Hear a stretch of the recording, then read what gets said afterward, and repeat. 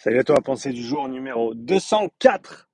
Aujourd'hui, on fait une petite mise à jour sur la formation, comprendre les seuils physiologiques et les zones d'entraînement. Donc, la première formation que je suis en train de créer, formation en ligne qui va comprendre environ 2 à 3 heures de contenu éducatif sur le thème des seuils physiologiques, sur le thème des domaines d'intensité, sur le thème des zones d'entraînement, un effort de synthèse qui est adressé principalement aux coachs, aux préparateurs physiques qui, en gros, veulent comprendre comment toutes ces choses fonctionnent. Il y a énormément de différents paramètres qui sont utilisés pour définir des seuils de lactatémie, des seuils ventilatoires, des puissances critiques, des MLSS, des FTP, tous les acronymes auxquels on peut penser. Et voilà, le but de cette formation, c'est vraiment de synthétiser tout ce contenu pour en faire quelque chose de cohérent, pour simplement que les coachs puissent comprendre comment tous ces différents paramètres interagissent, pourquoi ils interagissent de la façon dont ils le font, et qu'est-ce que ça veut dire en termes de distribution d'intensité, de zone d'entraînement pour les athlètes dans différents contextes.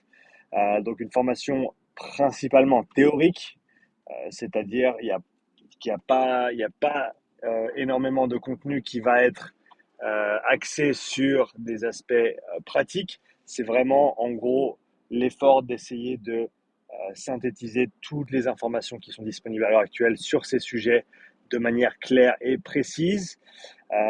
Donc où j'en suis avec ça, j'ai terminé les présentations, j'ai terminé de les animer, donc il ne me reste plus que quelques heures de travail pour terminer cette formation. Je pense que je dois en être environ à 20 heures de travail sur cette formation.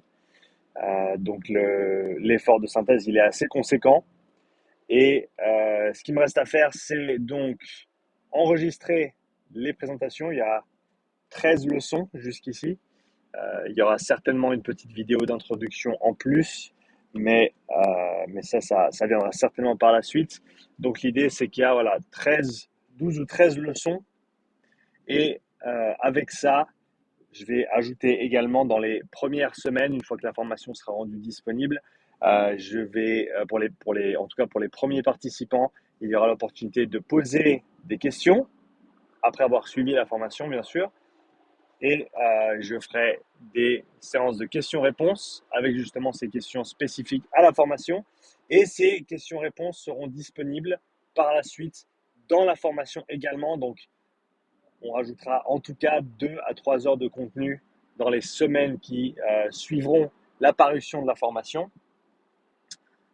Je n'ai pas encore les détails exacts, mais mon intention, c'est que, comme j'avais mentionné en termes de prix, on va commencer avec, certainement sur les premiers jours, une première opportunité à 119 francs suisses pour la formation. 119 francs, avec tout ce que ça comprend, comme je viens de le mentionner. Accès illimité, bien sûr. Et ensuite, le prix de la formation montera certainement après un petit temps. Alors, c'est clair que toutes les personnes qui sont déjà intéressées par cette formation sont sur la newsletter. Si tu l'es pas, je t'invite à aller t'ajouter sur la newsletter, lien dans la description. Et donc, ces personnes tireront profit ou auront l'avantage d'avoir ce premier prix qui est un petit peu préférentiel par rapport au reste pour célébrer le lancement de la Upside Strength Academy et de cette première formation. Et bien sûr, l'objectif, c'est d'utiliser cette première formation comme base et ensuite de continuer à écrire des formations sur le reste de l'année et qui sait dans la durée également. C'est un exercice qui me plaît énormément et selon le succès de cette première formation, eh ben, ça déterminera certainement l'avancée des projets sur la suite. Mais quoi qu'il arrive, mon objectif, c'est que d'ici la fin de la semaine, toutes les leçons soient enregistrées. Ensuite, il me reste bien sûr un petit peu de travail, pardon, un petit peu de travail, on va dire logistique ou administratif, c'est-à-dire qu'il faut publier les vidéos sur la plateforme, il faut que je mette tout ça en place, et que je les structure. Donc voilà, un petit peu de travail administratif pour moi. Mais d'ici la fin de la semaine, l'objectif pour moi, c'est d'avoir toutes les leçons qui sont enregistrées, tout le matériel complémentaire, c'est-à-dire toutes les ressources, tous les articles scientifiques que j'ai utilisés dans mes recherches seront également rendus disponibles sous forme, bien sûr, de liste de ressources. Et ce que je compte faire également, c'est parcourir ma chaîne YouTube, recenser toutes les vidéos que j'ai pu faire sur un sujet ou un autre et établir une liste précise de ces liens avec les sujets qui y sont abordés comme complément d'information parce que les zones et les seuils, j'en parle depuis plusieurs mois maintenant. Euh, de manière hebdomadaire. Donc, il y aura pas mal de contenu déjà sur ces questions-là.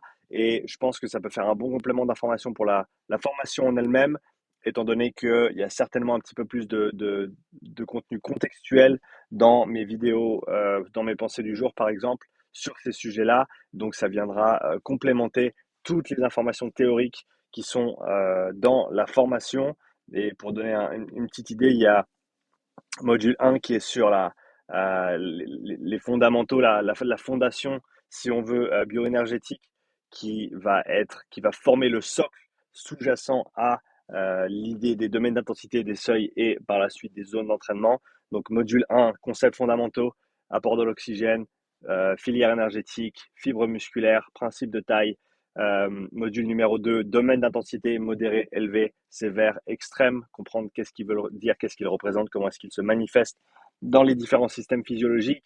Module 3, seuil physiologique, seuil 1, seuil 2, tous les noms qu'on leur donne et pourquoi, sur lesquels il faudrait se concentrer et pourquoi, quel est le consensus à l'heure actuelle au niveau scientifique et au niveau pratique aussi, qu'est-ce que les coachs utilisent sur le terrain.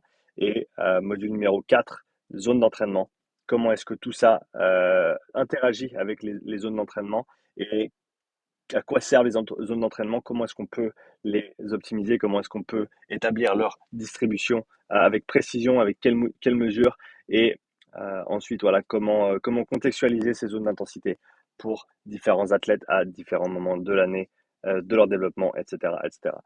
Donc je me réjouis vraiment d'avoir terminé. L'enregistrement, c'est un processus qui prend du temps, mais encore une fois, c'est vraiment quelque chose qui me parle, qui me plaît, et je me réjouis du résultat final et surtout d'entendre les retours des premiers participants. Donc voilà, cette semaine, objectif, terminer tous les enregistrements, terminer la majorité du travail administratif derrière et l'objectif, c'est d'ici la fin du mois de l'avoir disponible. La fin du mois, je crois que c'est mercredi ou jeudi prochain. Donc on n'est pas loin de la vérité. Je pense qu'on va gentiment y arriver. Et puis quoi qu'il arrive, je te tiens au courant sur la chaîne. En tout cas, si tu n'es pas sur la newsletter et que la formation t'intéresse, clique le lien dans la description. N'oublie pas de cliquer le lien et d'ajouter ton email pour être tenu au courant dès le moment où ça devient disponible et pour bénéficier du prix préférentiel pour les premiers venus. Si tu as des questions, n'hésite pas à les mettre dans la vidéo. Et comme d'habitude, je te dis à bientôt pour la prochaine pensée du jour. Belle journée à toi. Allez, ciao.